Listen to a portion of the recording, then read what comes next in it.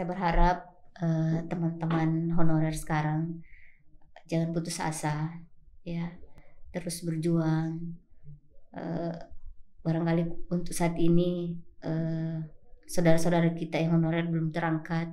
Insya Allah tahun depan atau tahun depannya lagi. Intinya jangan putus asa lah. Kalaupun kan ada batas umur, ya kan. Kalaupun batas umurnya sudah lewat, mungkin ada yang lebih baik lagi yang menanti ke depannya.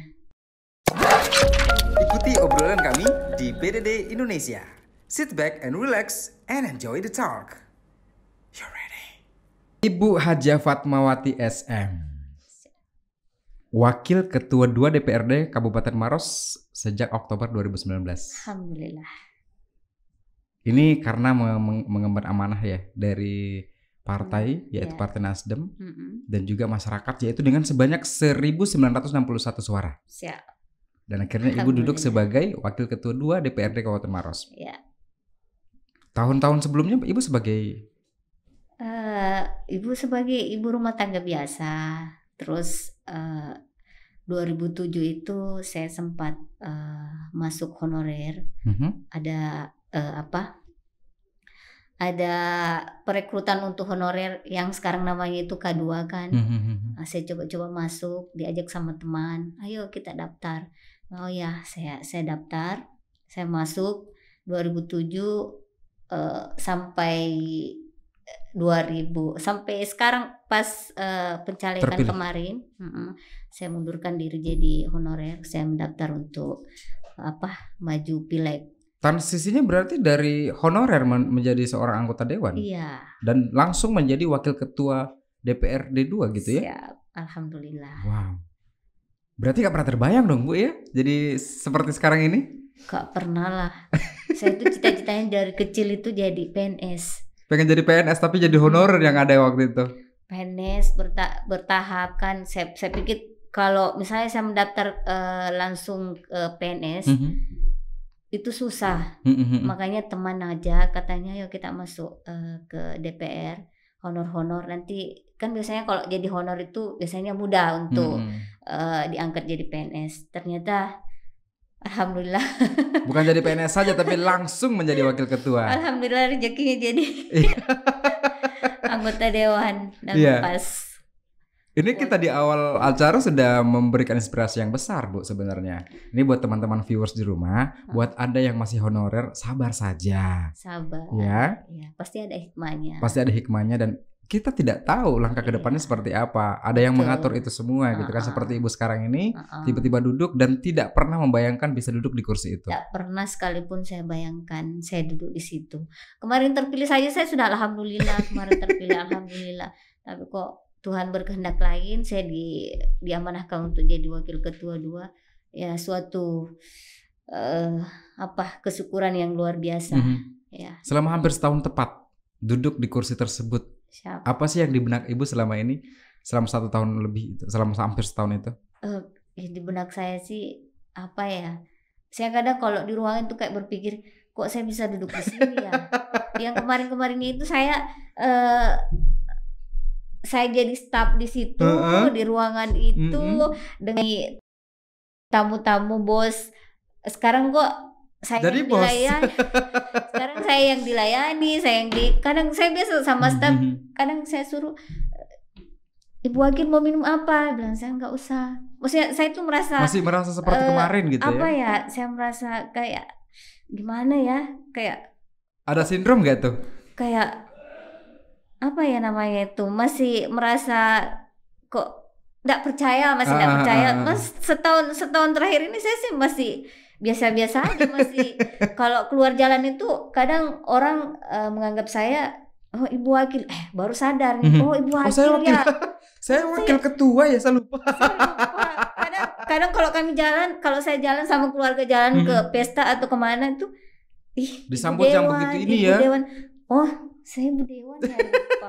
Kadang saya kalau naik di mobil biasanya kan ada protokol, harusnya parkirnya begini atau begitu, atau masuk harusnya duduk di dekat ini Pak Bupati. Saya kadang tuh suka lupa. Disiapin kursi di pesta gitu kan, ada namanya di belakang kursi. Iya, saya kan tanya Staffnya?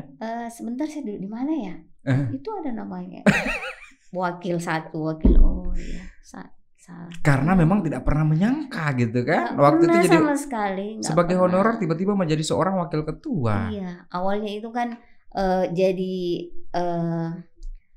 sebenarnya begini, kemarin itu pas terakhir perekrutan PNS itu kan nggak lulus. Akhirnya pas itu drop kan, sudah janji nggak mau masuk lagi kantor. Maksudnya sakit hatinya itu karena yang lulus itu yang jarang masuk kantor, yang artinya apa ya? Kok nggak layak gitu? Iya, saya yang tiap hari masuk kantor, kok saya nggak lulus gitu loh.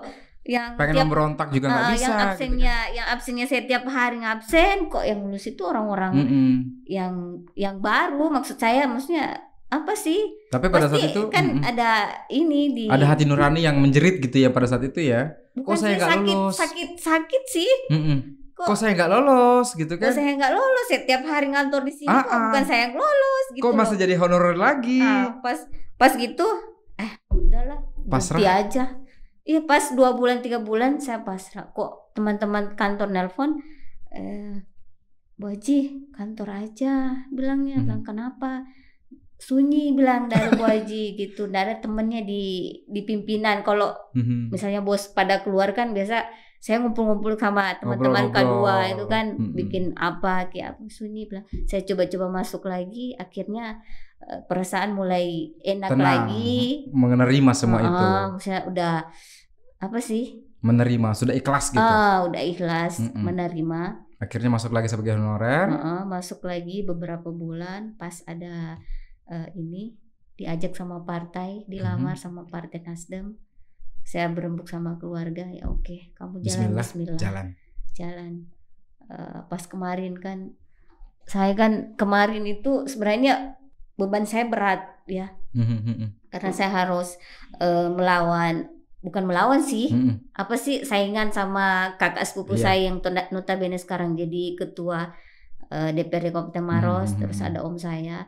Stigma di masyarakat itu saya sebagai pengganggu gitu loh, karena kan satu dapil. Iya, satu dapil. Satu dapil, saya sebagai apa? Dan bukan orang lain pula yang menjadi saingan pada saat itu. Bukan, tapi itu memotivasi saya untuk saya harus perlihatkan pada mereka bahwa sebenarnya saya serius loh, bukan apa ya, bukan cuma dianggap sebagai penambah-nambah suara untuk orang gitu loh. Untuk mencukupi suara bukan itu, tapi tujuannya memang untuk melayani masyarakat gitu yang paling pasti gitu kan. Dan akhirnya terpilih menjadi wakil ketua dan yang walaupun tidak menyangka, tapi ibu termasuk orang yang sangat padat jadwalnya. Kita undang berapa kali pun malam ini akhirnya ada waktu untuk hampir. Alhamdulillah.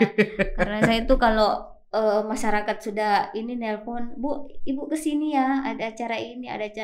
Saya tuh berat loh rasanya kalau ndak hadir, meskipun sebentar, ya kan, belum lagi jadwal padat di kantor untuk rapat, saya sisihkan untuk masyarakat yang memilih saya, dapil saya yang kemarin. Sekarang kan saya tidak boleh lagi memikirkan dapil saya kan sekarang wakil, tentu seluruh masyarakat Kabupaten Maros saya harus perjuangkan. Tapi pada saat sekarang duduk sebagai wakil ketua, wakil ketua 2 DPRD Kabupaten Maros, pernah ada impian lagi nggak untuk lebih ke depannya, lebih di atas lagi daripada sekarang? Untuk saat ini, ini saja dulu. Iya, enjoy ini dulu ya. Iya. Berat gak? Berat. Beratnya di mana? Alhamdulillah, beratnya itu ya tanggung jawabnya itu kan, ini kan amanah rakyat. Apa yang harus kita perbuat ya tentu demi kepentingan rakyat.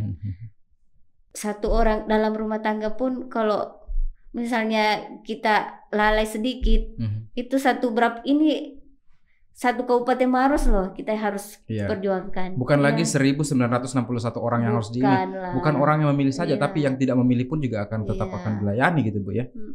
Itulah sebuah amanah dan tanggung jawab mungkin pada saat ini.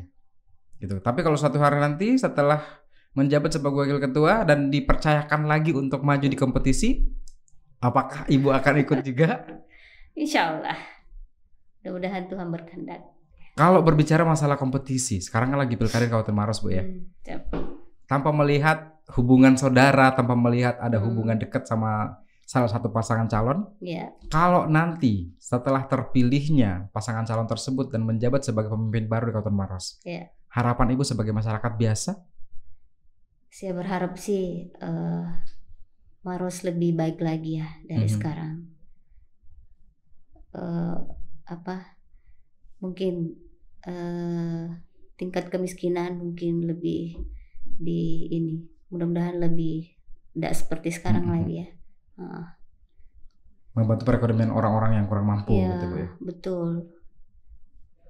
Apalagi masyarakat yang di pelosok-pelosok itu kan perlu perhatian lebih kayaknya. Kalau yang di kota ini kan sudah alhamdulillah lebih bagus, lebih ini. Mungkin masyarakat yang di pelosok-pelosok kasihan itu perlu lebih diperhatikan lagi oleh pemerintah daerah. Dari 14 kecamatan itu. Iya. Kalau ibu sendiri melihat, ibu pernah terjun langsung dong, Bu ya, ke masyarakat-masyarakat yang ada di pelosok-pelosok. Sampai saat ini masih jalan. Ibu melihat begitu seperti apa, Bu? Miris? Ya. Merasa ibah, kasihan? Ada kasihan, miris. Masih ada yang masyarakat kita yang kekurangan sekolah, tidak sekolah. Masih ada masyarakat kita yang sekolahnya belum layak, tidak layak. Makannya pun susah. Iya. Kebutuhan pokok susah, apalagi kebutuhan sekunder gitu, Bu ya. Ibu termasuk masyarakat ataupun anak yang berasal dari desa kecil atau sudah berasal dari kota Maros? Saya berasal dari desa kecil. Desa apa itu kalau boleh tahu? Kalau saya dari desa Samenre, Kecamatan Malawa. Itu dia betul-betul terpencil di pelosok, tapi alhamdulillah pemerintahan kemarin memperhatikan itu dan sekarang alhamdulillah desanya cukup diperhatikan. Apa yang masyarakat belum tahu tentang ibu waktu kecil dulu? Apa ya? Waktu kecil termasuk siswa yang cerdas, rajin membantu orang tua di dapur. Saya waktu kecil kan kebetulan orang tua saya adalah pemerintah setempat, kepala desa. Jadi segala sesuatu itu ada aturan. Ada aturan. Kalau di kampung itu kan tidak boleh. Ya namanya kalau masih kecil ya pastilah ada bandel-bandelnya. Sekolah saya itu di SMP di dalam hutan. Namanya SMP 2 Malawa. Kalau sekarang tidak tahu berubah menjadi SMP apa ya nomornya, karena Pak Bupati sudah mengganti semua nomornya kan. Dia itu di dalam hutan. Terus di pinggir sekolah itu kan banyak nangka. Wow, penuh kan? Buah-buah nangka gitu ya, Mbak. Biasanya kalau kita belajar itu kan cium baunya ada mateng kan. Sebentar janjian sama teman, sebentar kita kalau belajar geografi atau apa, terus kita masuk ya. Bolos yuk. Demi nangka. Kita manjat pagar, nyebrang, ambil nangka pas. Ibu manjat pagar, ambil nangka. Bolos sekolah pula pada saat itu. Ciumnya, baunya itu kan nyengat. Kalau nangka kan ada nangka masak sebenarnya. Belajar geografi atau apa. Bolos aja lah. Makanya kalau pas pelajaran geografi ada teman-teman saya tuh, ibu gurunya sudah datang. Wah, ayo keluar pas keluar kita manjat pagar. Manjat apa? Pohon nangkanya baru. Nangkanya itu bukan nangka yang ini loh, itu nangkanya yang kalau jatuh tuh hambur. Nangka apa sih namanya itu? Iya tahu. Pokoknya dia nangkanya ndak keras. Jadi kalau jatuh dari pohon langsung hambur pecah. Jadi nggak perlu parang, nggak perlu apa-apain, langsung dimakan aja kayak. Di atas pohon dimakan ya? Bukan, itu kan nangkanya dimanjat terus dijatuhin ke bawah. Pas jatuh kan hambur, ya kan? Berarti pas hambur langsung dia makan gitu. Maksudnya terbelah kan, nggak perlu pakai pisau, nggak perlu pakai ngapa-ngapain. Tapi yang manjat siapa, Ibu? Bukan lah, kan ada temen cowok yang. Berbarengan sama teman-teman cowoknya juga, bukan cewek-cewek saja gitu. 5 orang, 3 cewek 2 cowok yang manjat. Itu aja, itu sih Itu yang paling diingat. Yang paling saya ingat itu. Wah, bolos sekolah ya kan, jadi honorer tapi sekarang orang wakil ketua. Dan waktu SD dulu apa yang diingat dengan orang tua? Kenangan-kenangan yang tidak akan pernah dilupakan. Kenangan yang tidak bisa dilupakan itu kalau misalnya di kampung itu kan hari pasar itu kan 1 kali seminggu. Iya. Ya kan? Kalau hari pasar itu kan kayaknya kita ini anak-anak gembira sekali. Pasti kan makan enak kita ini kan kalau hari pasar. Pas hari pasar pulang ke rumah, bapak sama ibu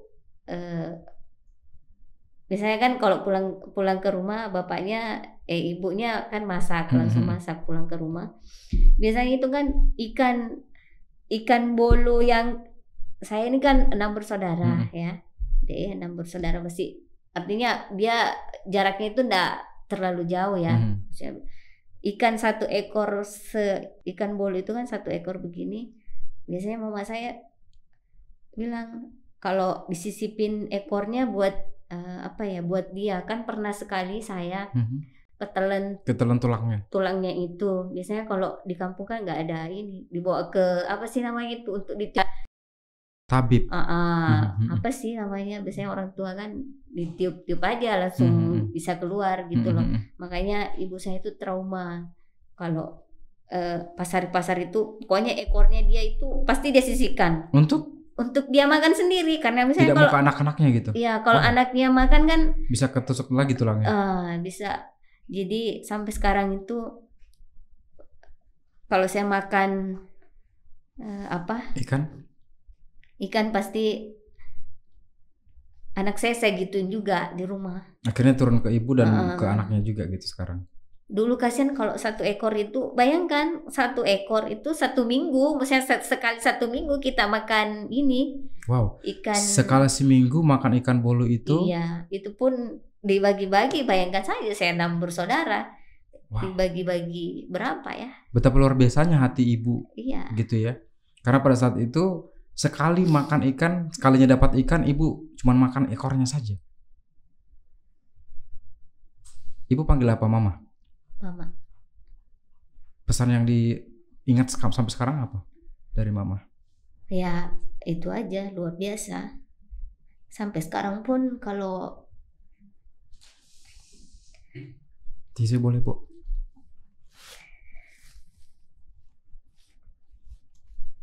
Saya pikir doa ibu adalah penguat saya. Iya. Kemarin pun waktu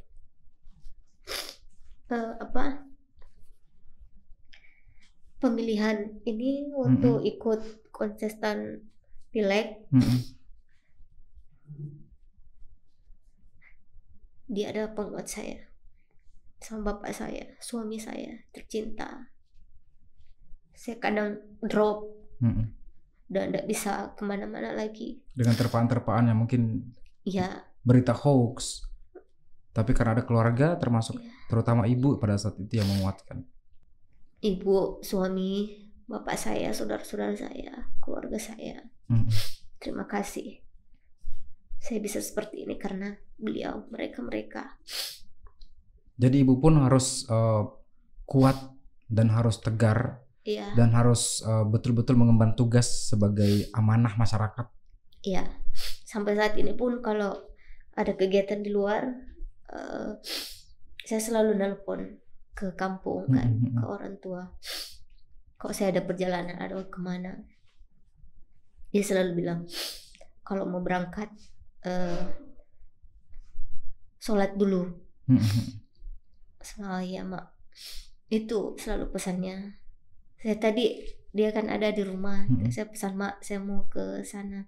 Nah kenapa malam-malam lagi? Kan saya pulang habis sebelum maghrib tadi kan dari Makassar, besok keluarga yang sakit. Belum mau kemana lagi? Belum ada acara. Nantilah mama lihat. Oh iya, hati-hati di jalan. Itu aja. Tante, saya salam juga buat mama di rumah ya. Tante, anak tante sudah luar biasa sekali. Ya. Membanggakan keluarga, membanggakan tante yang paling penting. Dan pengorbanan tante pada saat waktu kecil dulu ya. Makan ikan cuma bagian ekornya saja demi anak-anaknya makan yang enak. Iya. Tapi akhirnya sekarang anaknya memperlihatkan ke tante bahwa ini loh anak tante yang insya Allah akan panjang lagi karirnya ke depan. Iya. Tidak berhenti di sini saja sebagai wakil ketua 2 DPRD Kabupaten Maros. Iya. Tapi akan ada jenjang karir ke depannya yang lebih membanggakan lagi. Insya Allah. Yang paling penting sekarang ini adalah mendoakan mama ya Bu, selalu sehat. Iya. Dan juga kepada keluarga semua tercinta, apalagi di tengah pandemi saat ini. Iya, betul. Itu yang paling penting. Iya sih. Kegiatan banyak, kalau misalnya sehatnya terganggu ya juga tidak akan bisa gitu kan. Ya, apalagi situasi sekarang kan pandemi. Ya, semuanya serba terbatas, semuanya serba dibatasi. Ya, saya berharap ini bisa dinonton sama tante juga di rumah. Yes. Mamanya ibu, ya kan? Iyalah nanti. Mengenang masa lalu pada saat kecil dulu yang harus makan ikan sekali seminggu saja. Ya kan, berbagi ikan, 1 ekor ikan dibagi dengan 6 saudara. Ya. Ibu anak keberapa? Saya anak keempat. Anak keempat. Berarti bisa dikatakan sebagai anak yang manja pada saat itu ya? Gak juga sih. Kalau saya bersaudara gak yang manja. Semuanya ya. Alhamdulillah sekarang sisa 1 yang belum berkeluarga. Yang lain itu sudah berkeluarga semua. Sudah berkeluarga. Tapi yang paling penting adalah keluarga sehat terus Ibu ya. Amin. Itu adalah doa yang paling penting. Saya pengen mengajak Ibu bermain games, boleh ya? Boleh. Kita gamesnya gampang sekali, cuman pilih cepat. Saya akan bacakan 2 pilihan. Ibu tinggal menjawab dengan cepat. Ya? Ya baik. Yang pertama adalah Ibu pilih mana nih? Makanan berkuah atau tidak berkuah? Saya sukanya makanan berkuah. Makanan yang berkuah. Kuah tapi pedas ya. Berarti kalau ikan masak lebih enak ya? Senang ikan masak. Sampai sekarang ikan masak tuh di rumah hampir tiap hari. Kalau orang Sulawesi Selatan bilang itu parede. Parede. Atau apa ya? Palumara. Palumara. Ya. Palumara yang lebih dikenal di Makassar. Ya. Suka itu? Suka. Hampir tiap hari di rumah masak kayak gitu. Kalau yang berikutnya, yang pedas atau tidak pedas? Pedas lah. Saya suka pedas. Kalau leveling, kan biasa ada levelingnya Bu tuh. Level 1 sampai 10. Ibu kuatnya level berapa? Level sedang sih kalau saya. 5 masih kuat? Kuat. Wow. Pedes banget itu. Enggak lah. Saya kalau makan pedes yang level 3 saja sudah udah nggak kuat saya Bu. Lebih parah suami saya itu bisa 10 levelnya. Level 10. Makanya sekarang dia suka sakit perut. Merepotkan ke ibu jadinya. Iya. Iya, tapi hobi ya, namanya hobi juga pasti akan tetap dimakan. Kalau nggak pedas kayaknya nggak ada hambar. Apa ya, nggak ada seninya, nggak ada tantangannya. Gitu. Jadi malas makan gitu ya. Malas makan karena sudah terbiasa dengan pedas. Iya. Berikutnya adalah film luar negeri atau dalam negeri. Film suka dua-duanya sih. Suka dua-duanya. Yang karena paling saya kan sukanya drama-drama apa ya? Drama Korea jangan-jangan ini. Hanya. Ibu suka drama Korea jangan-jangan ini, Bu? Suka, ya. Seorang wakil ketua 2 DPRD Maros. Biasanya kalau di kantor itu kan K-pop ternyata. Sudah sholat biasanya tuh staf saya bilang pintu tutup pintu nonton yuk. Enggak, biasanya kalau di rumah kan Sabtu Minggu itu kan saya biasanya kalau Sabtu Minggu itu saya usahakan di rumah sama anak-anak. Kalau saya di rumah kamar saja nonton apa gitu. Anak-anaknya jangan-jangan diajak juga nih nonton, Bu? Enggak lah. Drama Korea yang paling disuka apa terakhir nih? Apa sih ya? Itu yang terakhir. Lupa judulnya apa ya. Nangis kayak Bu depan layar nonton. Biasa. Aktor yang paling disukai siapa? Siapa sih? Atau penyanyi, Siwon suka? Ya suka. Kalau yang lain aktor yang paling suka? Lee Min Ho. Itu yang udah kanteng banget Ibu. Rata-rata teman-teman saya cewek-cewek itu sukanya Lee Min Ho gitu kan. Oke. Yang berikutnya adalah kalau lagu luar negeri itu dalam negeri? Saya suka dalam negeri aja. Dalam negeri. Maksudnya kalau luar negeri saya tidak tahu bahasa Inggris. Soalnya kalau luar negeri ya pasti sukanya dengar sih tapi tidak pernah nyanyiin. Kalau dalam negeri ya suka. Tapi bisa Ibu kalau misalnya ditantang untuk nyanyi lagu Korea bisa ya? Lagu Korea guys. Lagu opa. Lagu apa biasanya? Kalau saya biasa nyanyi sama suami, duet sih biasa sama suami. Ada lagu favorit saya sama suami. Apa tuh? Untuk yang pertama kali. Itu lagunya siapa tuh? Lagunya Pancepondan kalau tidak salah. Oke, seperti apa lagunya itu? Seperti apa? Mau dengar? Bagaimana ya?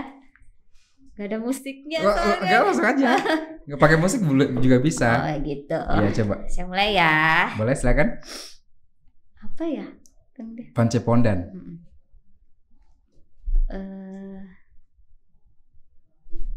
Lupa. Apa sih? Atau perlu saya telepon sang suami nih untuk mengingatkan? Nggak usah. Oh iya ingat. Oke. Coba ya. Denyut jantung di dada. Oke. Bergetar tak menentu karena kehadiranmu. Diam-diam hatiku mengagumi dirimu, bahkan menyayangimu. Lanjut? Udah? Cukup? Masih mau lanjut? Boleh? Oke. Bagian refnya dong. Yang pertama di dalam hidup ini, rindu dan sayang menyiksa diri.